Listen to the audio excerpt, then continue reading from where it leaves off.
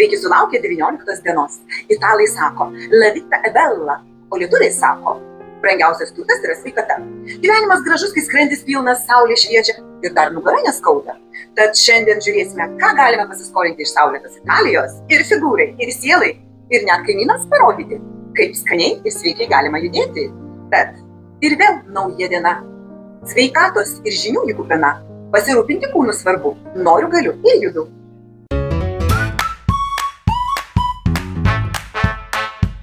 Un caffè, per favore, sako italai atsisėdę prie staliuko baro. Ir štai jums atneša mažą puodelį kavytės. Mažą, juodos kavytės, be 5 šaukštelių cukraus. Kava italams tai priežastis susitikti, pabendrauti. Močiutės plepa, vyrai tarinėja moteris. Visi šypsosi. Ir tai yra į sveikatą, nes tai yra bendravimas. O kokia kava ir kada tinkama mums? Mes turime rytinį ritualą išgerti puodelį kavos. Tačiau ar prieš pusryčius, ar po pusryčių ir kokią? Juodą, baltą, o gal vietoj pusryčių. Taigi, italai be kavos kaip mes be cepelinų.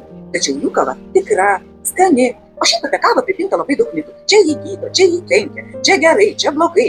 Ir, žodžiu, šiandien išsiaiškinkim visas detalės. Jeigu jūs renkatės kavą, bandelę arba ten saldų sūrelį vietoj pusryčių, tai tikrai nėra pats geriausias pasirinkimas. Jeigu mes renkamės juodą kavą po maisto, tai gali būti net pagalba virškinimui. Nes kava turi fermentų ir padeda virškinti maistą. Jeigu jūs mėgstate vis dėlto kavą su pienu, tai geriau rinktis augalinį pieną, kokoso pieną, migdolų pieną, sojų pieną. Žiūrėkite, kad jisai būtų be cukraus ir kaip ir italai, kurie geria kapučino kavą iki 11 valandos ir jūs galite pasimėgauti balta vadinama kava iki 11 valandos. Ir tai bus dalis kaip maisto. Aš atsimenu vieną nuotykį, kai mes buvom Italijoje ir mūsų kompanija po pietų užsisakė kapučino. Italui net pasišiaušė plaukai. Jisai sako, kapučino? Kapučino, espresso, o mūsiškai sako, ne, kapučino, espresso, primiktinai sako italas. Taigi, kavos nauda padeda pažadinti protą, nes skatina dėmesio koncentraciją, ypač rytais, todėl tai tikrai yra pakankamai sveikas gėrimas ryte po pusryčių, turi antioksidantų, kaip ir baklažanas, kurį mes šiandien gaminsime. Moksliškai net įrodyta, kad kava mažina Alzheimerio ir Parkinsono riziką. Taigi, mieli senjorai, kava yra gerai. Na ir, kaip jau minėjau, kava gali padėti virškinimui, ypatingai po sunkesnio maisto. Bet kokia yra blogybė kavos? Tai per didelis kavos kiekis, neteisingai pagaminta kava, su dideliu kiekiu cukraus ir su pienu, ypač pavalgius. Todėl, kad pienas mūsų skrandyje pavalgius virsta varške, kadangi mūsų skrandis yra rūgštus ir apvelia visą suvalgytą maistą ir sutrikdo virškinimą. Taigi, darome išvadą. Iš ryto ant tuščio kava ne. Jeigu tai yra su pienu, ypač augaliniu pienu, kuris yra riebus, galima net įdėti šaukštelį gerą kokoso aliejaus arba vadinamo tokio MCT aliejaus arba alyvuogių aliejaus, tai bus į sveikatą, po maisto taip pat į sveikatą ir geriam be cukraus ir ne vietoj pusryčių, o kažką kaip užvalgę. Dabar klausimas, eko ar ne eko kava. Vis dėlto, jeigu turite galimybę, rekomenduočiau rinktis ekologiškas kavos pupeles, nes tai yra mažiau pesticidų ir herbicidų.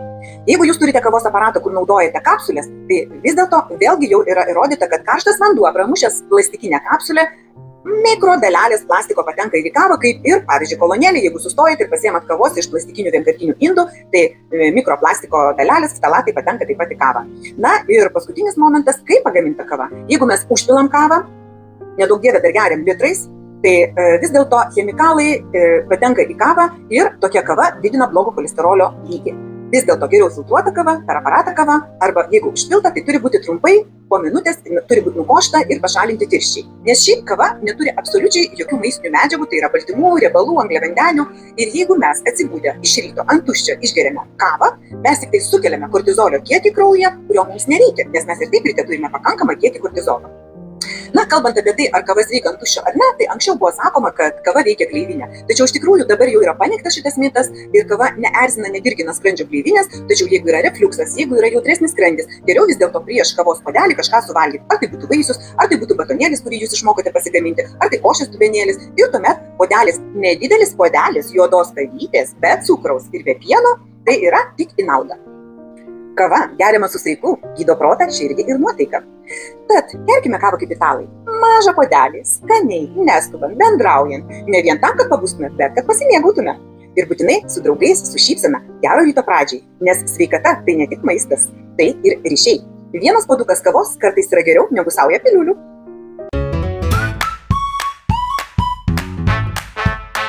Šiandien aš jums parodysiu labai efektyvų pratimą, kaip mankštinti klubo sąnarius, kad senatvėje nereiktų jų keisti ir daryti brangių ir skausmingų operacijų. O būtent tas pratimas yra skirtas kriaušinio raumens tempimui, O kriaušinis raumo yra labai įnoringas raumo, kuris mums sukelia labai daug problemų su kojomis.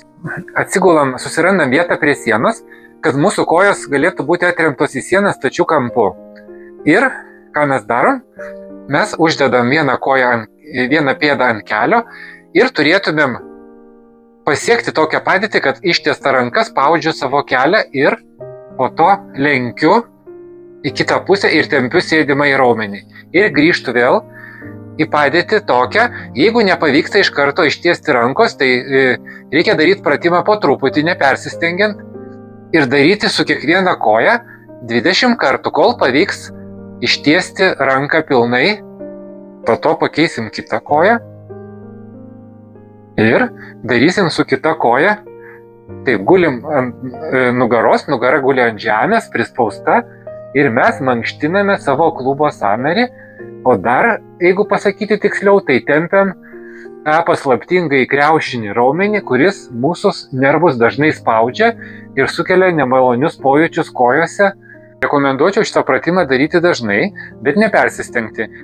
Jeigu skauda, nereikia daryti per stipriai ar per stipriai lenkti kojos. Viską darykime po truputį, žingsnelis po žingsnelio, kol galėsime pasiekti maksimalią amplitudę ir pratimas mums teiks džiaugsmą. O kaip visada, nepamirškime, kad per dieną turime nueiti mažiausiai 6000 žingsnių ir dar padaryti kardio pratimų.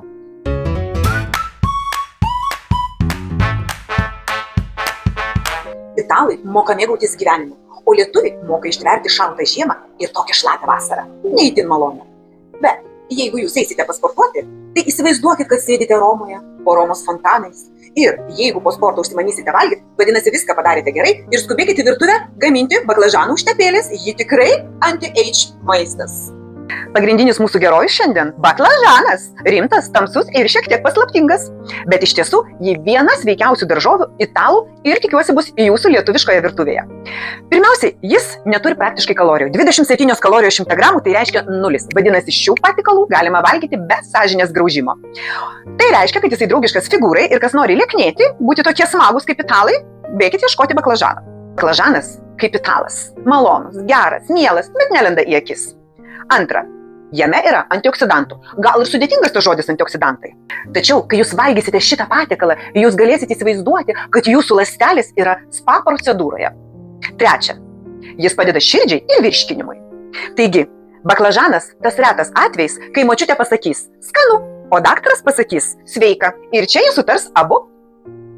Šiandien reikės 2 baklažanų, bendras jų svoris 660 gramų.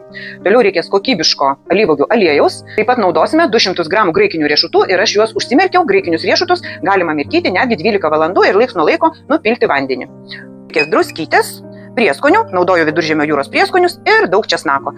Jeigu nemėgstate česnako, galite dėti mažiau, aš dėsiu visą galvutę. Taigi, imamės darbo. Baklažanai tai yra ilgamžiškumo daržovė, nes jūs matote tamsią spalvą. Ir jeigu jūs nematote čia stiklyčių, vadinasi, tai yra jaunas, geras baklažanas, tinkamas vartoti, bus lengvai virškinamas. Tai labai nekaloringa daržovė ir įpjauname giliais rėžiais, kad jisai tiesiog išsiskėstų ir gautųsi toksai ežiukas. Taigi, abudu baklažanus supjaustom. Daugelis negamina baklažanų, nes galvoja, oi, reikės ilgai jį čia padruskinti, varvinti ir nuvarvinti drėgmę ir panašiai. Bet čia yra mitas. Apie baklažanus yra daug mitų visokių. Tai paprastai taip yra daroma prieš kepant juos ar griliuje, ar norint, kad jie būtų traškesni ir tuomet reikia išstumti tą drėgmę iš baklažano. Tačiau, kadangi mes darysime užtepėlę, mes pasimsim visą baklažano naudą. Taigi supjaustom rėžiukais ir neatiduosim niekam nieko. Štai šito gėrio, šitą kempinėlę prigirdysim aliejumi, prieskoniais ir kepsime. Kadangi mūsų baklažanai jauni, mes praleisime tą druskinimą ir nusausinimą ir pasiliksim visą gėrį savo, o protinga šeimininkė, kuri nenori naudoti daug vandens paskui skardai plauti, ima kepimo popierių, čia aš tokia protinga šeimininkė, ir padedu baklažanus ir juos girdau dabar gerų alyvuogių aliejumi. Todėl, kad kai mes nusausiname baklažaną su druska, jisai daug mažiau sugeria aliejaus. Tačiau jeigu jūs naudojat gerą, kokybišką alyvuogių aliejų, kuris temperatūroje nepraranda savo polifenolių ir netampa kancerogenu, vadinasi, mums reikia tos kempinės, kuri ir sugertų būtent alyvuogių aliejų ir atiduotų po to mums visą naudą. Taigi, darant užtepėlę, mes praleidžiame druskinimą ir padruskinsim tik jau prieš kepimą ir pabarstysime prieskoniais, o aliejus, tai žinokit, yra jūsų ląstelės sveikata. Tai dabar belieka tik tai pabarstyti druską ir šauti į orkaitę. Jauni baklažanai nėra kartus, neturi solanino sukaupto tokio, kaip būna žaliose bulvėse. Solaninas kancerogenas yra, todėl mes turime rinktis jaunesnius baklažanus. Ir pabarstome Viduržemio jūros prieskoniais. Dabar beliks tik tai 40 minučių iškepti.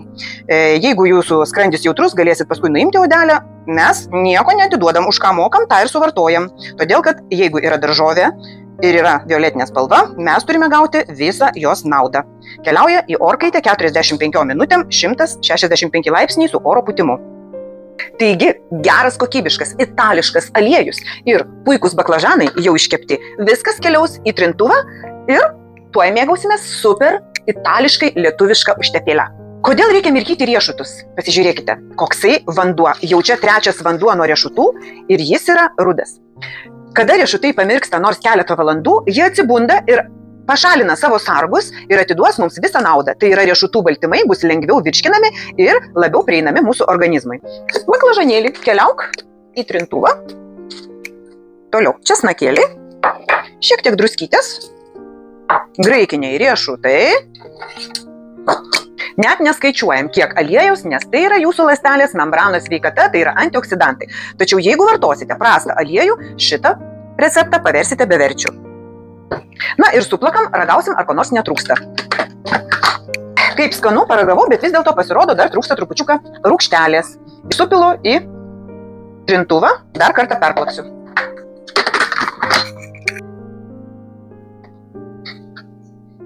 Mamma mia, kaip skanu. Tobula užtepėlė. Kai italai nori valgyti sveikai, jie ieško baklažano. Taigi ir mes, lietuviai, pasimokykime iš italų ir valgykime skaniai, sveikai ir sočiai.